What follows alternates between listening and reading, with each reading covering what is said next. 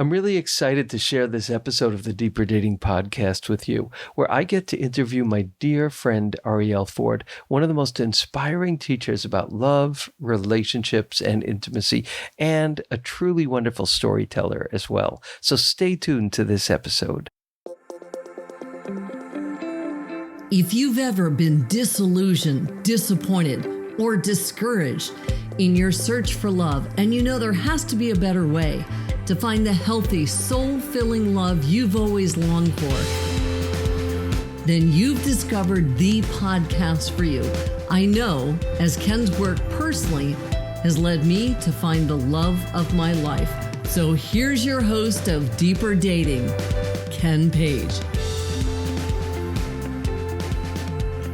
Arielle, it is so good to have you here again. You have been a dear friend and a kind of angel to me for quite a long time. I'm thrilled to have you here with me, and your wonderful book, The Love Thief, has just come out. And the themes in that book, for people who've read it, people who haven't read it, the themes are so universal about getting stuck in a bad relationship, finding your way out of it, and then this adventure, the kind of spiritual, personal growth adventure of finding love and finding yourself. So glad to have you here, and I just want to hear everything you have to say about that journey, because you've devoted so much of your personal and professional life to this work, to that journey. Thank you. Thank you. I'm very excited to talk to you. Really glad to have you here. So let's jump in. Can you just share with us something about your personal journey to find love? Like what that journey's been for you? Well, it was never predictable that I would end up as a love and relationship expert, ever. And it was not on my to-do list. I was a first-time bride at 44. I grew up in a family where my parents literally hated each other, had no affection or appreciation for each other. And then when I was 43, I woke up one day and went, oh my God, I forgot to get married. And I decided to focus my attention on manifesting a soulmate, which I did really brilliantly within a year. And actually, in a couple of weeks, we're going to have our 25th wedding anniversary. Oh, congratulations. But what happened then was once I got married, I discovered that I had no partnership skills. I was an entrepreneur. I had a business. I was really good at being the boss, but I didn't know how to be a good partner. So I put myself on this path to become a student of love. And over the last many years, I have been an excellent student, and I've studied with, really, I've interviewed 200 of the world's top love, marriage, and relationship experts over all these years, and I've taken something valuable from all of them. So that morphed into this world where I now help people find love, keep love, and be love. And because of my dedication to being a student of love, I have a lot of love in my life. Mm-hmm. You know, I really relate to that too, because as someone who also ended up getting married, well, for me, it was after 50, it's like 51 or 52.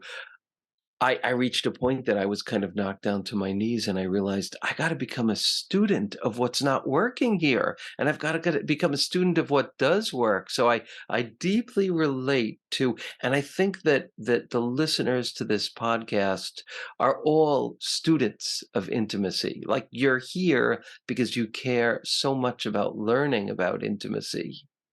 And just going back, let's go back to your finding love. You're committing your full focus to finding wonderful love.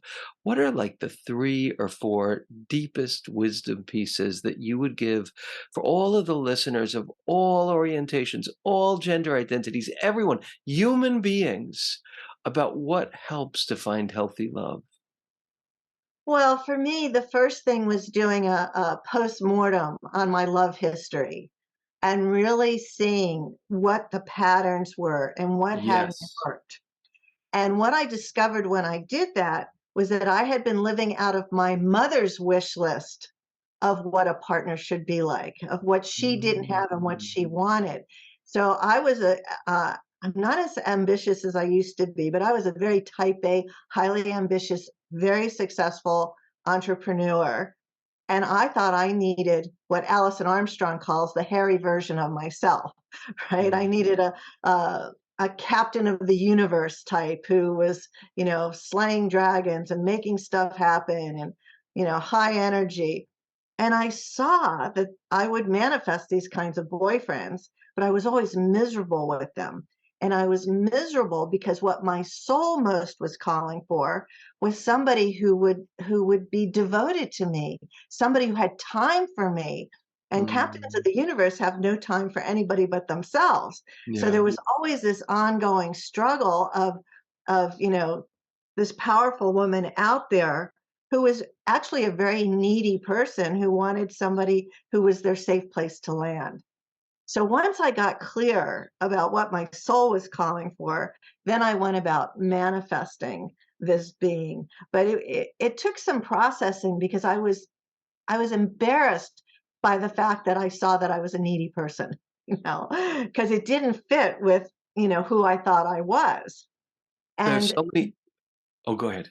I was just going to say that I was able to come up with a list of the heart traits and qualities that my soul most needed in a partner. And I was already quite adept at using the law of attraction and manifestation. So I just took all the little prayers, process, and rituals I had done to create the other parts of my life and applied it to my love life. But with this focus of the heart-centered being I needed to call into my life. Does that make sense? Oh, it's so rich, and I wanna kinda take that apart and almost turn that into practices for everybody. So step 1 that I wanna think about here from what you said is what your head is telling you, and maybe it's your mother, maybe it's your father, maybe it's the culture, whatever. Like what your head says you need versus what your heart says you need. That is such a fascinating kind of differentiation. Like I could imagine, and even if people want to pause this recording right now and just start thinking, like, okay, so what does my head tell me my next partner needs to be like?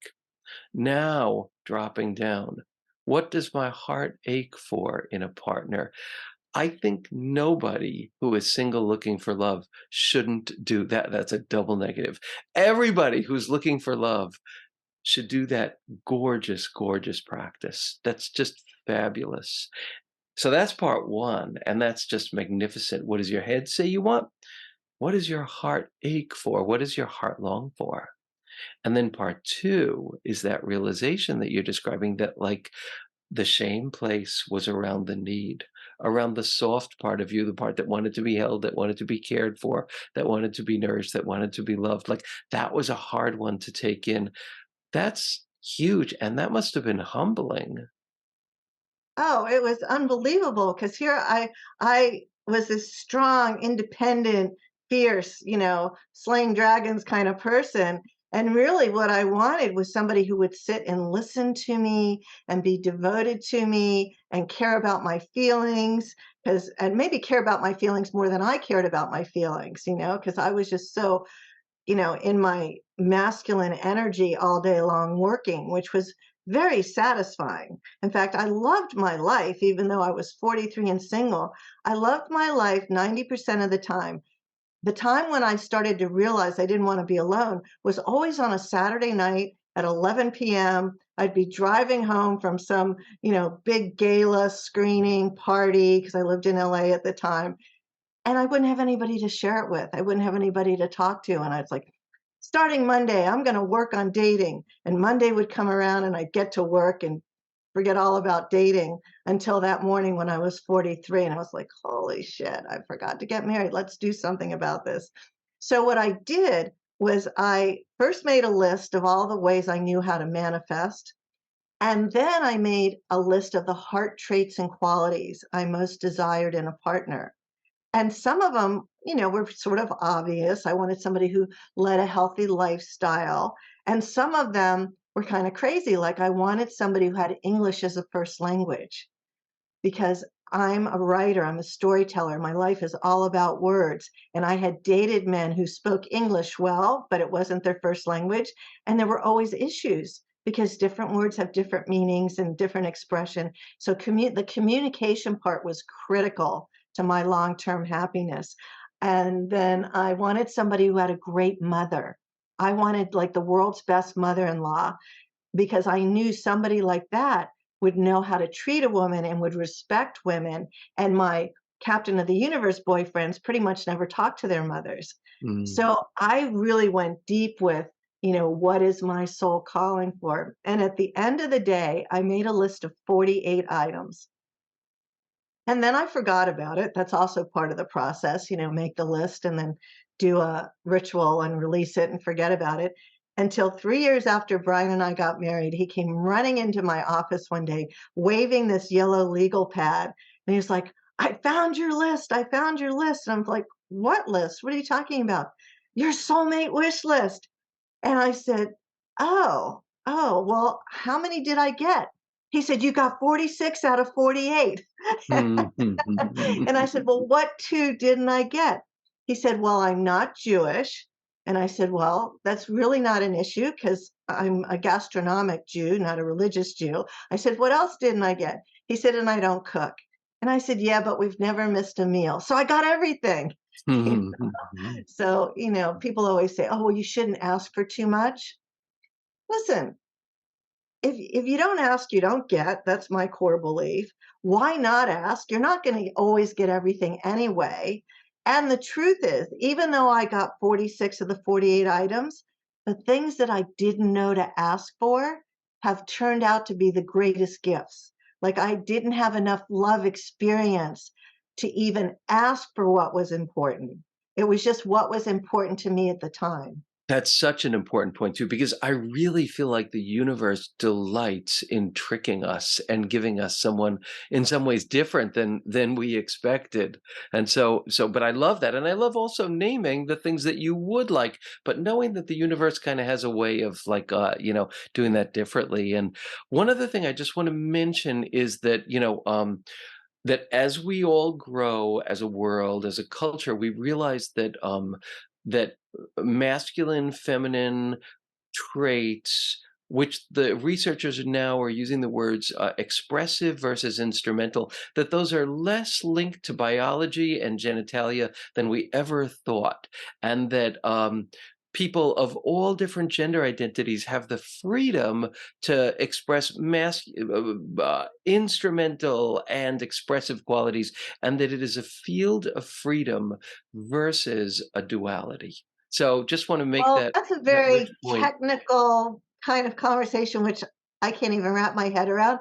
I just know for me, with the limited understanding I had, that I could clearly see that I needed to, when I was working all day and producing, and then I wanted to go have dinner with my husband, and then he wanted to talk business over dinner because we had a business together.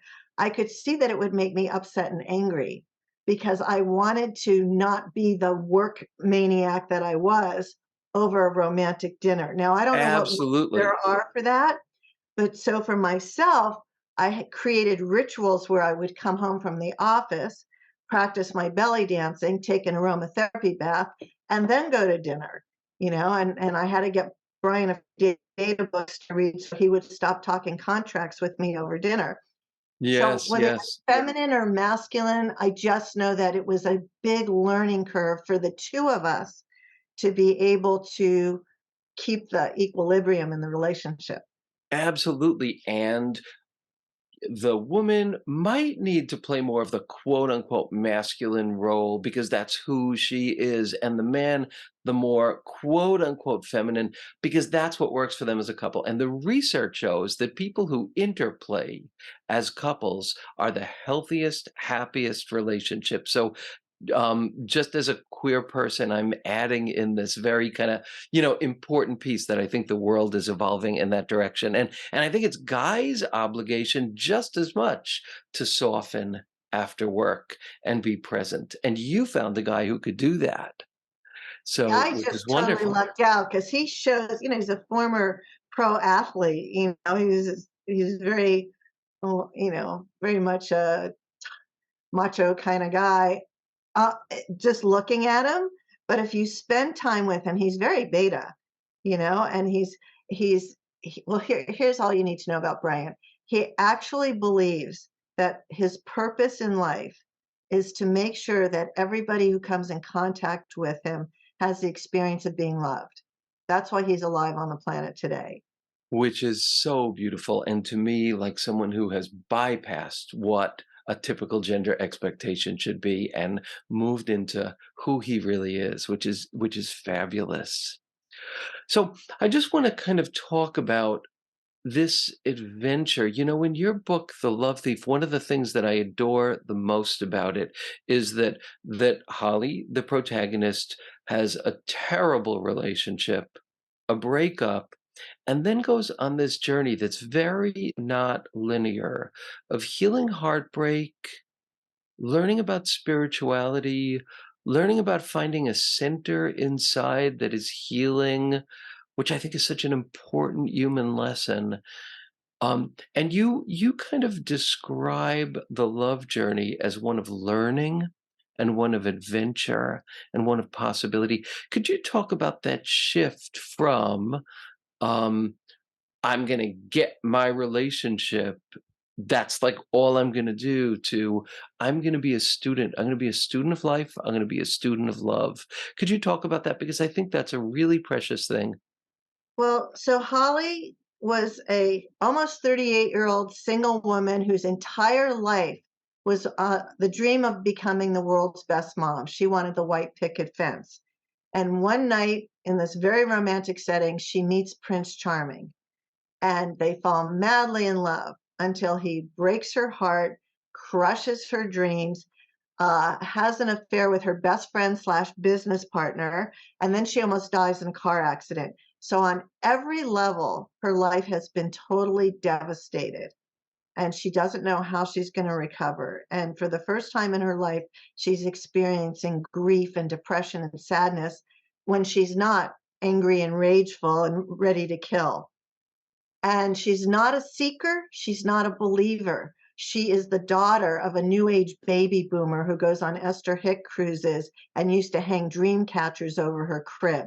So she is a reaction to all her mother's spirituality. And yet she ends up in Rishikesh, India, going to cooking school, not even understanding that it's one of the holy cities in India and it's the yoga capital of the world. And while there, she meets a retired professor of counseling psychology who owns the local spiritual bookstore. And they become friends, and he becomes her guide and her guru and her shrink. And you And describe that in the book as really kind of a journey, like really a journey.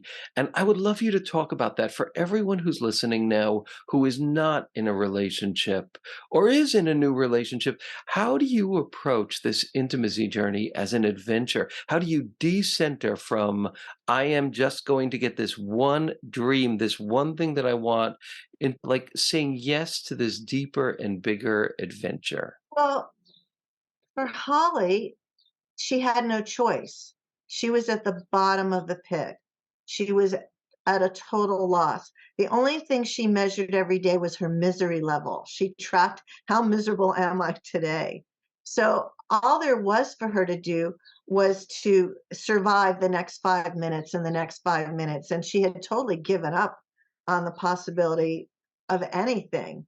And for me, in my own life, what I've noticed is the times when I've been at the very bottom, where I thought things couldn't possibly get worse, what I eventually discovered was all of those things. Like if I had to go back and redo my life now, I wouldn't erase those horrible moments because they were the birthing ground for everything I became and who I am and all the joy that I have today.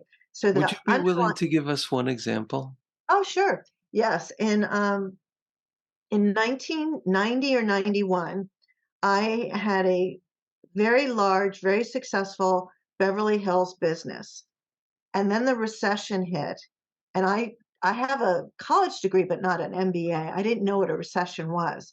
But what did happen was that in 6 weeks, I lost 80% of my clients. And I had 4,000 square feet of office space, and I had a dozen employees, and no income, and no understanding of where new clients would come from because they Mm, just, my clients loved me. They all called with the same conversation. We love you. You're the best at what you do. We can't afford you. So I had to let go of I let go of my entire staff except for one part-time person. I had to wow. break my lease, and I got an office space that was 300 square feet. It was essentially a closet and an Oh, office building. And at the same time this was going on, my boyfriend and I broke up, and I got Epstein-Barr.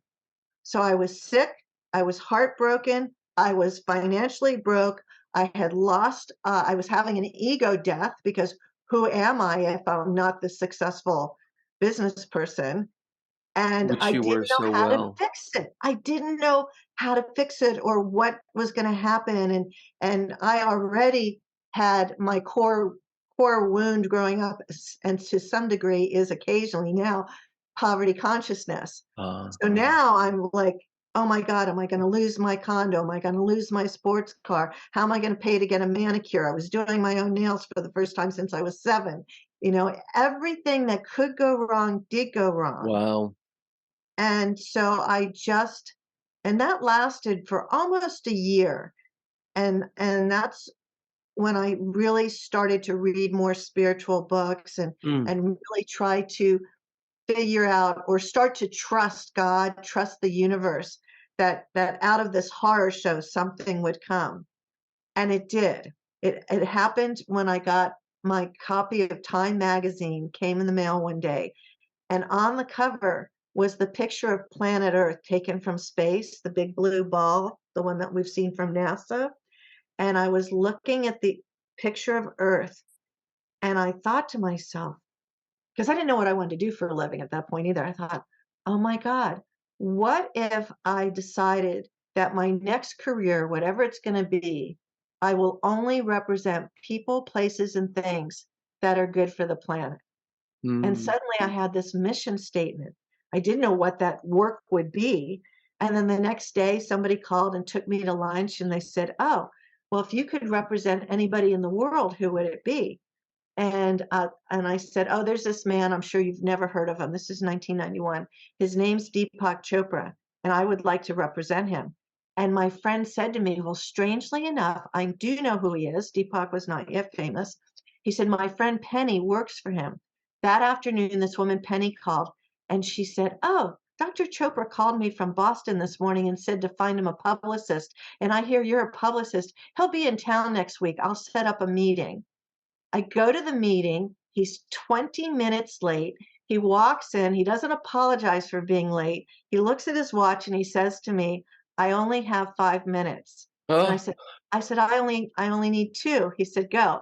I said, "If you're half as smart as I think you are, you'll hire me." And he said, "Deal." And we went on to work together for 12 years, which was the start of me representing all kinds of famous people I made famous in the self-help spirituality word. And we're still really good friends. He texts me all the time. We're still very close. So, would I go back now and change the horror show of losing my business, my health, and my relationship? Absolutely not, because I couldn't have imagined the pivoting my life took once I saw that I wanted to impact the globe on a good level. And then somebody asked me the right question, and one thing led to another. so there had to like this radical deconstruction of everything you had built had to happen for you to be able to recreate that, and that's such an important kind of rich thing is that deconstruction, which feels like hell. It's so painful, just really does push us to grow. And then I guess you're also speaking about the pain period and then the period of like new insights beginning to bubble. Oh, maybe there could be something else. And then kind of the universe conspiring with that. But when the things all fall apart, when that deconstruction happens, it's so hard to see that. And I didn't see it right away either. All I knew Yeah. was that I wanted to work with this one person. I didn't know it was going to turned my life into this whole new career. The most important lesson I learned from that whole period of my life was learning to be with not knowing, learning to be okay with uncertainty. And it didn't happen overnight. It's taken me decades, really, of conscientiously wanting to be okay with uncertainty because I like things to be, black and white. This is how it's going to be. But I see now that the lessons of learning how to be with what is, learning how to dance with uncertainty, surf the waves of uncertainty, to be with not knowing is the greatest skill I could have ever learned. Amazing. Who do you find yourself becoming when you can live with that uncertainty? Like, describe the essence of who Arielle becomes when you do that. When you're in that place that you're living with that, like, strange and difficult and often scary edge of uncertainty, but you're in it and you're riding it. Could you talk about the you that you Well, experience? it's just this sort of lightness of being that isn't there when I'm contracting and in fear and worry and anxiety. So at that point, I have a choice, and I can notice, oh, yes, my adrenaline's running. I'm in fight or flight. I'm worrying ridiculously. What can I do? And I have this spiritual toolkit that I've built over the years that I use on a daily basis. So it might be EFT tapping, it might be the Sedona method. I might use my Heart Math Inner Balance app to do my deep breathing and focus on feelings of love and appreciation and gratitude. It might be an aromatherapy bath. I might go for a walk. I might just ask Brian for a 20-second hug. I have all these things I can use. But in the past, so when I find myself in a state of fear or worry or high anxiety, I get out my spiritual toolkit. And it's something I've been building over the decades. And it includes EFT tapping and the Sedona method and heart math, uh, my inner balance app that I use from them, or an aromatherapy bath, or going for a walk, or asking Brian for a 20-second hug. And I take responsibility for the fact that I'm wigging out, because I know I have a choice. I can go with the negative emotions and feel like crap, or I can take a deep breath, and decide to become an emotionally mature woman and use my tools. Just like, like you have an outdoor voice and an indoor voice, I get my toolkit out. I love that. I love that. That's such a rich thought, like everyone really developing their own toolkit. I have a toolkit too that I've developed through the years. So I really, really love that and believe in that. Say something about like when you start feeling that in your relationship, when things get difficult, when things get rocky. And one of your fabulous books is what is the exact title? How to Turn Your Mate into Your Soulmate? Turn your mate into your soulmate. I love that book. I love that book. But in that book, that's something that you talk about a lot. But could you say something about like when you're in a relationship and you could feel the part of you gripping and going into old patterns and that choice not to do that? If you could say anything about that. Well, there's a couple of things. I I refuse to engage in anger or negativity when I'm feeling that. So I excuse myself and I go get myself into a heart neutral space. I go and find out, okay, what's triggered me? Like where can I own this? Or maybe I don't own it, but I give myself a break. I don't go down that road. So I go and get my spiritual toolkit out. And then I like to practice something that I made up. It's called wabi sabi love. Wabi sabi is an ancient Japanese aesthetic that seeks to find beauty and perfection in imperfection. And most of the time, it's related to art or to objects. But with wabi sabi love, we seek to find the beauty and perfection in our imperfections in both ourselves and our partners. So I'll go and see, like what has to happen here? How can I reframe what's happening? Because usually, at least in our relationship, it's not big things that drive us crazy. It's little things that drive us crazy about each other. I'll give you one really fun example, but it was highly annoying. When Brian and I first got together, I would notice, I'll get a little thing to explain this with. I would notice that I'd go into the bathroom and my tube of toothpaste would be mangled from the middle. Such a And it guy drove thing. right? And I'd say to him, "Honey, honey, come here. Let me show you the proper way to get toothpaste out of a tube." And you squeeze from the bottom and then you roll it up and then you get all the toothpaste out and it looks nice. And he would look at me and walk out. I did this about 3 times and I realized that wasn't working.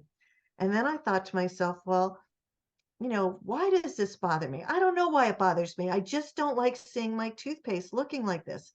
How can I fix it? Well, I thought I'll get 2 tubes of toothpaste, his and hers. But the truth is, I would still see his like this and it would bother me. So finally, I decided to talk to the toothpaste and I put the toothpaste in the palm of my hand and I said, "Okay, toothpaste, tell me what's good about you." And then the toothpaste spoke back to me and it said, "Thank God you married a man who brushes his teeth."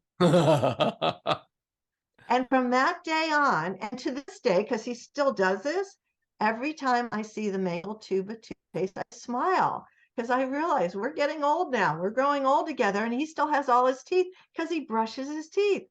That's Mhm. wabi sabi love. I love it. I love it. I was on a vacation with my husband and my sister recently, and so there was a shared bathroom, and she came in and she said, "Oh my God, you guys literally torture your toothpaste tube." I relate to that. So, but I love that image. I love that image of finding the wabi sabi, which is another amazing book you've written, Wabi Sabi Love, which I adore. So there you are with Brian. And you're beginning to feel it get a little heated. Let's say you're getting irritated and annoyed. Like, at what point do you stop it? I'm just curious about this. How far in do you go? How early do you stop it? Um, how is he with that? And then how do you come back to whatever the issue is? I stop it as fast as possible. I'm conflict adverse anyway. But, if he's getting irritated with me about something, I tend to get defensive and he gets irritated. So I just get out of there because I don't want to get all defensive. And generally what happens, depending on if what side it's coming from, is we apologize to each other very quickly. Neither one of us wants to have an upset, especially over stupid shit, and it's always about stupid shit. Um, Yeah. and the other thing is that, you learn people's like biorhythms, like Brian smiles in his sleep. He wakes up happy. He's happy most of the day. But if he's ever going to be cranky, it's right before he's going to sleep. I don't know what it is about that time of day. So, there are things that I might want to ask him or talk to him about, and I'll notice, oh no, it's a couple hours after dinner. It'll wait till tomorrow. So I think, Mhm. really understanding your partner and being respectful of what's good for them. And then, of course, always asking permission. Is this a good time to talk? Or when would be a good time to talk? And Yes. in Turn Your Mate into Your Soulmate, I actually have scripts for people to utilize to have difficult conversations.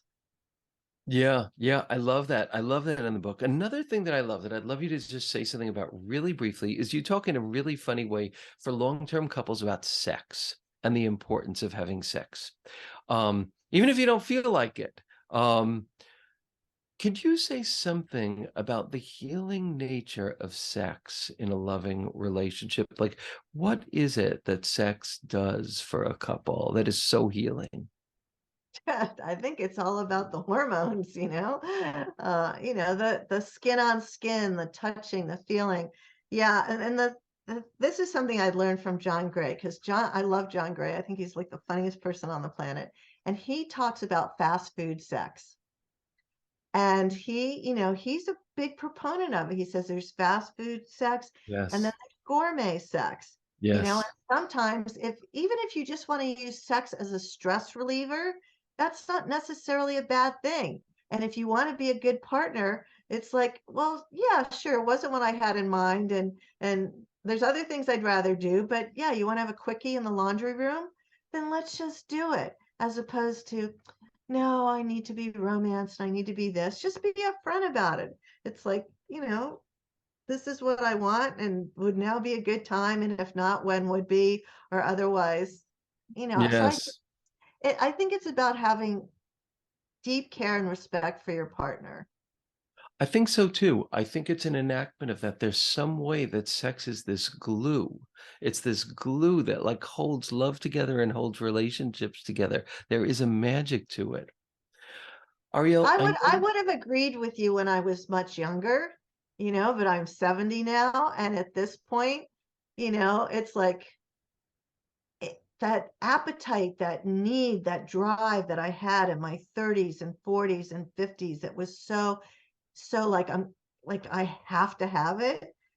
I have to say at this point in my life, I'm so glad that's gone. Now it's just pure choice, Yes, yes. It's and like a there's fever the other way. Yes. yes. Yeah, and I have to say, prior to being married, it often got me into trouble, you know. So, I think you just have to decide what's right for you and what's right for the relationship, and make your choices out of what's best for the relationship. Um, Brian and I always had this agreement that when it came to big decisions, that we wouldn't do like what does he want or what does I want, and then we compromise. We would make the decision based on what's best for the relationship. Beautiful. I love that. Yeah.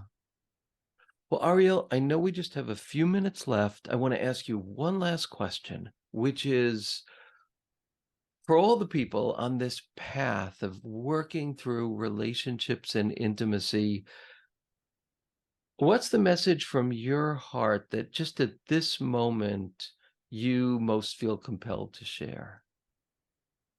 Yeah. So I recently wrote about this in my newsletter. We all know the Beatles song, All You Need Is Love.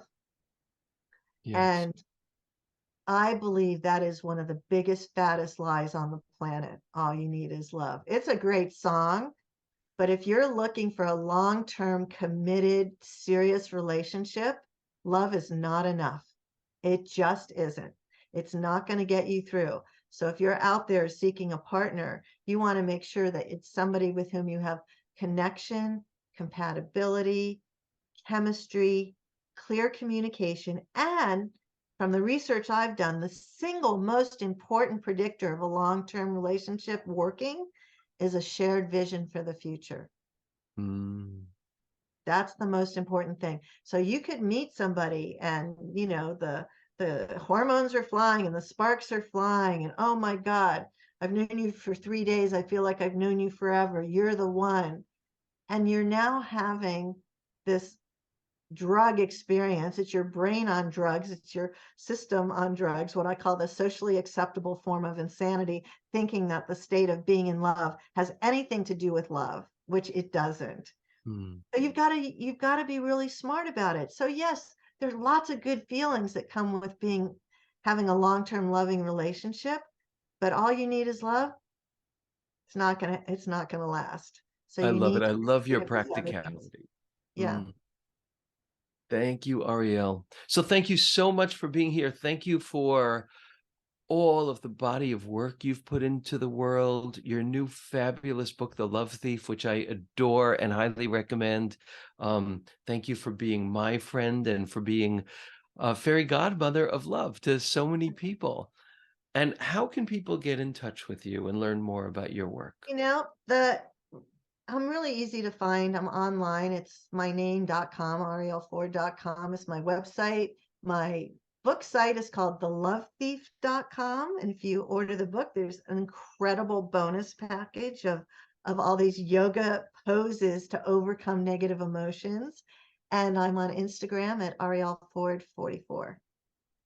Beautiful, beautiful. Well, Ariel, you are a joy. I'm so grateful for you in my life. I'm so glad to have you on the podcast. Thank you, everyone, for listening, and I look forward to connecting on the next episode. Thank you. Thank you.